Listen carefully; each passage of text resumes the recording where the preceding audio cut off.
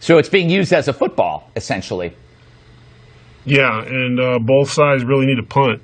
You know, this has been a tough week for me, dealing with the frustration of these type of shootings and trying to see, you know, watching it objectively, but at the same time, I also have to answer the question as a black man, what are your thoughts? What is this? What is that? You know, and it's frustrating because it's very hard. You know, I'm fortunate because people reach out to me. You know, retired police officers reach out to me, cops reach out to me, and they always want to be anonymous, but they always say the same thing. They just said the guys lost procedure, they panicked, and they didn't support the shooting. And they explained to me ways that they could do that without doing it. And when you try to word that, it gets lost because for some reason you can't support the police department and at the same time want your fellow brothers to be safe. Right. I don't want to go out and get shot in the car over a misunderstanding.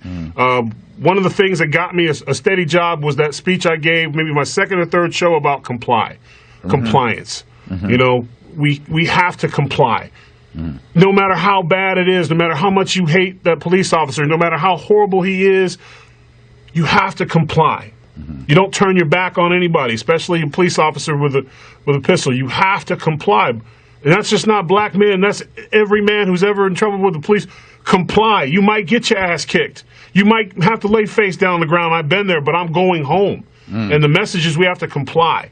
And when you're fighting for justice and when you want equality, we end up shooting ourselves in the foot because before we can even get the message out, people who say they're on our side, who have their own agendas, ruin it. You have a protest because you want equality, and then a group shows up and burns down a house.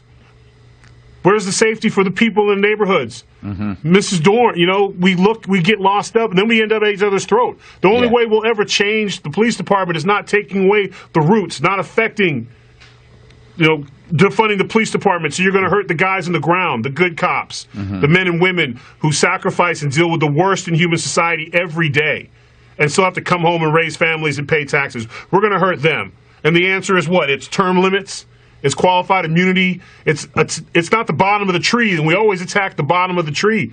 We never deal with the fruits that are getting fat off everybody else's misery. And until we wake up and stop attacking each other, it's not President Trump's fault. He wasn't there. He didn't order it.